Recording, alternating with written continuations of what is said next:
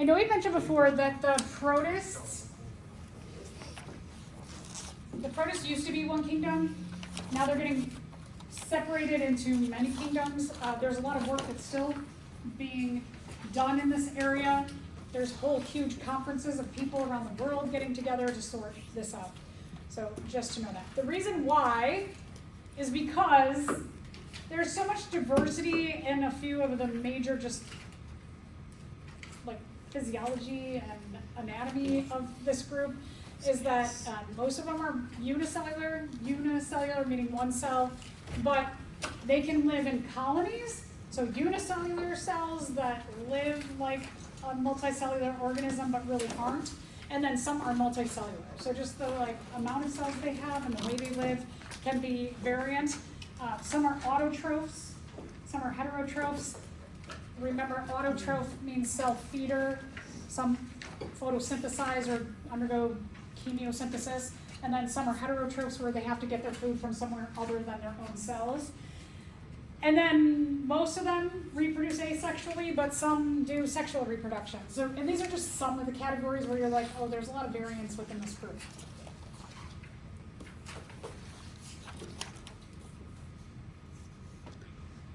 Some of them that photosynthesize look like that. You've seen probably some of these under the microscope, like back in junior high. You probably looked at them. So let's first, like those that you just saw, the plant-like protists. They act like plants because they can undergo photosynthesis. The first group are called diatoms. These are also called phytoplankton. Phyto for photosynthesis. The term plankton means it's an organism that if a current comes, they're just like, woo! They can't control where they're going to go. They just get swept with the current. Plankton can be really, really small, like some of these, or unicellular, to like small multicellular organisms. Plankton also can include like a giant jellyfish, because the jellyfish is just like bloop, bloop, bloop, and then it just goes with the flow. So they're not necessarily all microscopic, and we're talking plankton. When we're talking about diatoms, they are also called algae or seaweed.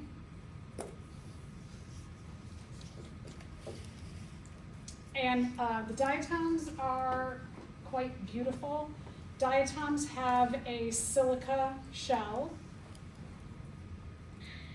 They have all these cool, intricate patterns. And remember, again, they're plant-like. So they're autotrophs, which means they're photosynthetic. Or because they're photosynthetic means they're autotrophs, I should say it that way. And these are unicellular or single-celled organisms. I have a question. What does plankton mean? It means that if a current comes, you just go with the current. You can't fight the current. You can't change directions. Wherever the current's going to take you, you go. What do you mean by current? Current means like wind, but in water. Like wind can push things, so a current is in water, it pushes the water, like wind would push air. Okay? Yeah. Diatoms make up about 70% of the photosynthetic activity on the earth. So these unicellular organisms that live in the ocean account for 70% of the oxygen that we breathe. So when it comes to climate change, this is a big, huge issue for the diatoms, because climate change with increases amounts of carbon dioxide does two things. It increases the temperature, and that temperature increase also influences water. Water doesn't change temperature as quickly as air does, but even little changes in temperature can be effective negatively. We know that with our own bodies, that when you get a fever, if you go about 10 degrees higher than your average body temperature, you die, right? So small incremental changes in temperature can be effective. The other thing is that carbon dioxide, the oceans, water in general, is a sink. Means when we talk about a sink in geography, geology, environmental science, things like that, means that a sink is something that absorbs. Water is a sink for carbon dioxide, so water absorbs carbon dioxide. When water is absorbed, when carbon dioxide is absorbed into water, it can acidify.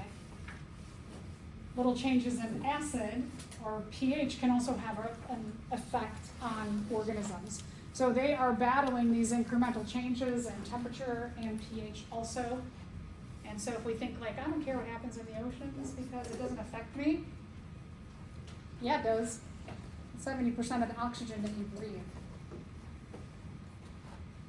Other kinds of plant-like protists. Some algae are unicellular, some are multicellular.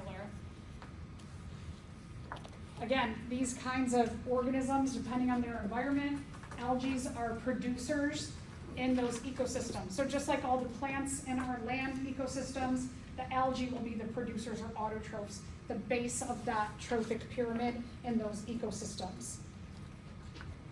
One example is brown algae. They're not like super brown, they're kind of almost like hazel or golden, look like this. These are called giant kelp.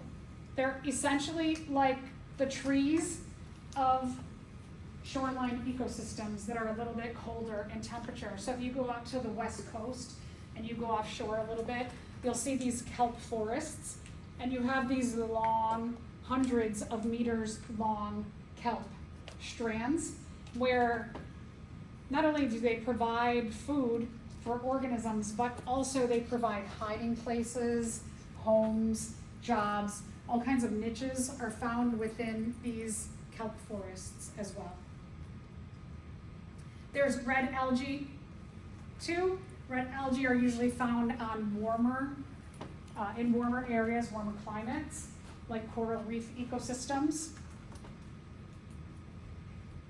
This is really interesting. It's a big source of calcium for people in a lot of Asian countries, as well as like coral reef ecosystem countries like that border coral reefs. The red algae has calcium, it absorbs calcium, and so you could eat algae instead of trying to seek out like leafy greens or maybe milk sources.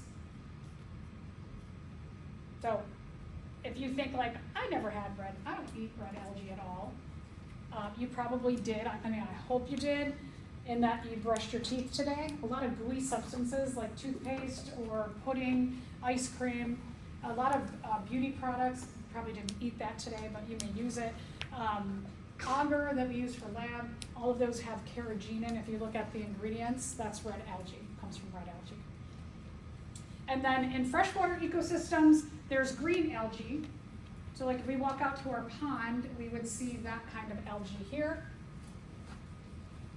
This evolutionarily has a common ancestor with plants. So they believe that freshwater algae was the thing that got plants onto land. There was a common ancestor there.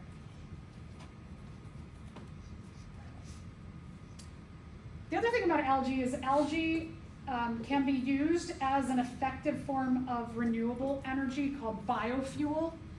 There are these algae farms. So it's kind of interesting that if you were maybe a little bit interested in like biotechnology or bioengineering, this is a really huge exploding field where there could be a lot of money. One of the things about this is that as we as a world really know that we need to start focusing on renewable energy and get off fossil fuels where there's just not an infinite amount. This area of research, algae like this, these are unicellular algae that are grown in water, and you can see like that looks like giant test tubes or these like little pockets and strips. The algae themselves can grow, they can double their weight in one day. So imagine you weigh 125 pounds, tomorrow you're 250 pounds, and then the next day you're 500 pounds, the next day you're 1,000 pounds. That's a very impressive feat, right, as an organism? So you can grow this really, really quickly. Other forms of biofuel are things like corn, for example. Palms, corn, soy. That it takes like a whole season to grow a whole plant and to use that whole plant, right? Whereas you can grow to twice its size in not a season, but in a day. So this can be done really quickly.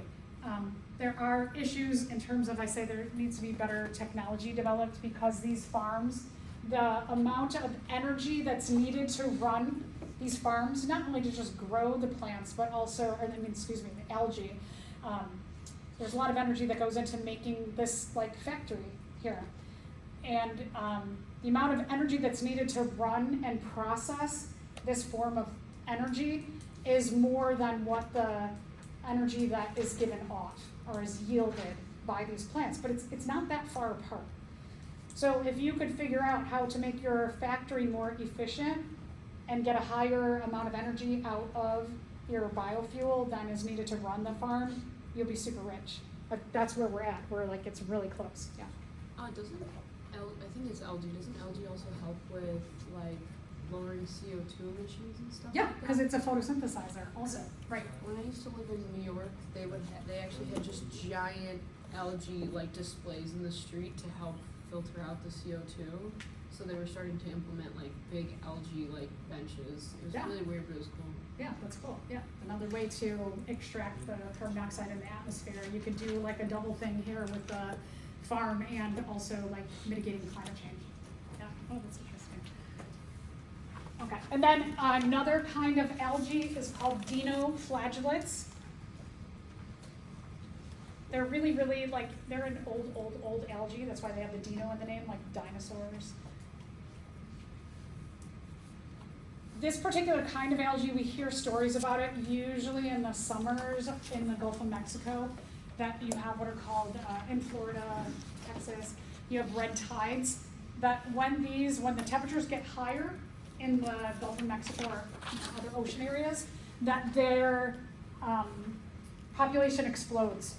And it produces like, these are all unicellular organisms, so you get tons and tons and tons of them in one place, and it looks like kind of reddish brownish, and it makes the water really goopy. So in areas like Florida and Texas, where they're in Alabama on the Gulf side, you can't go swimming in this. I mean, well, you can. When they start growing, you don't see like this mass. When they're just starting to take off and grow as the waters get warmer, people will get burns on their skin or irritations, and it'll be like this. If you got a jellyfish sting, they'll get like really irritated or burnt because they produce a toxin. And this toxin, if this toxin is absorbed by fish that are like the food chain, you have biomagnification problems with this toxin, that if it gets into like shrimp and clams and oysters and fish that people eat, can make people like violently ill and in some cases kill them. There's another kind of dinoflagellate, different species that are called zooxanthellae. So zoo like zoo. These are animal like, well, excuse me, they're algae that live inside of an animal. So that's why they're called zooxanthellae. They live inside of coral polyps. Coral is an animal that has a symbiotic relationship with this kind of dinoflagellate. These dinoflagellates come in a variety of colors, and they give coral polyps and coral heads their brilliant colors that they have. So let's talk a little bit about animal-like protists. These are probably the ones you're a little bit more familiar with, that you probably studied in like 3rd grade. Protozoa. It's a group for these animal-like protists. It's a group name for the animal-like protists. They are animal-like in that they are heterotrophs. They get their food from some other source than themselves. They are not photosynthetic. Some examples are Plasmodium. It's the protist that causes malaria. Paramecium, you probably watch these swim around in grade school. Zooplankton, any of the plankton that are animal-like. And then amoebas are another one. So let's talk a little bit about some of these. Amoebas are predators and parasites. They live in watery or aquatic environments.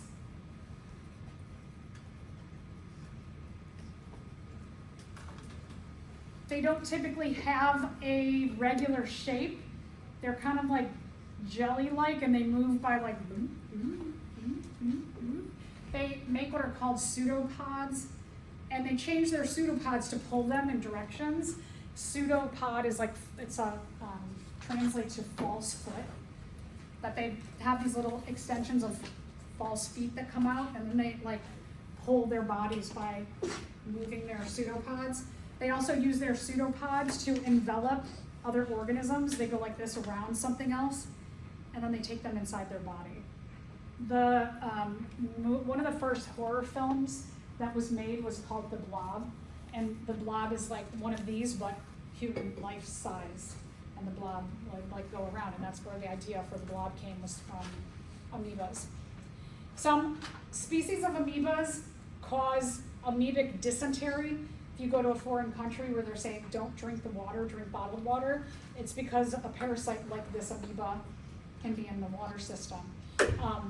There are some amoebas that you go into and you swim in a lake or a freshwater body, and you just like, you're swimming, you go underwater, you get some water in your nose, and then it gets into your sinus system, and then it gets into your brain, and amoeba gets into your brain, and it's a brain-eating amoeba. Sometimes we hear about that in the news too. Plasmodium, totally different kind of animal like Protist. This is a parasite that is carried by mosquitoes. And the mosquito, when it stings you, it slips an amoeba into your body. Plasmodium, excuse me. It slips a plasmodium into your body. This plasmodium, it makes a home in your liver, and then your liver, all of our organs have a close relationship with our circulatory system, and it gets into our circulatory system, and it likes to get into our red blood cells, and it makes our red blood cells pop. So it does a whole bunch of different side effects based on making your red blood cells pop. One is that it lowers your metabolism because your red blood cells carry oxygen. Less red blood cells, you don't undergo the process of cellular respiration as well. And then it also causes circulation less in especially your limbs. One of the first signs of malaria is you start to get like a lack of feeling in your like fingers and your toes, your nose, your ears, and you can lose those digits as a result of it. Usually they'll catch it early enough that even if you don't have like amputation of like a finger, nose, ear, etc., they might be able to catch it in time to save you from dying of malaria. Okay, then there's some fungus-like protists. They used to think that these were fungi because they looked like this. Doesn't this look like a bunch of the slides that you looked at last week? But this is actually a protist and it's not a fungus. They thought they were fungus. This group is called the slime molds. They thought they were fungi because it looked like the hyphae, the long filaments that make up the mycelium. But then with our ability to run genetic testing, they found that these did vary in the DNA enough to call them not a fungus.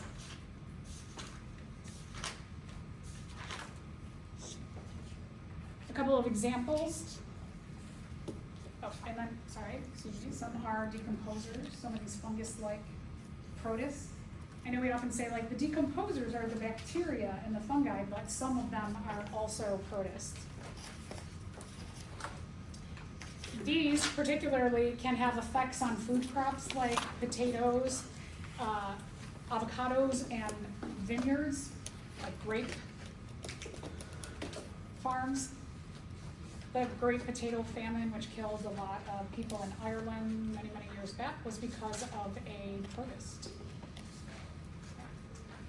All right, so I'm going to continue on. I'm going to do a little bit about the prokaryotes. I know you thought you were done. I'm going to do a little bit more. Just two more.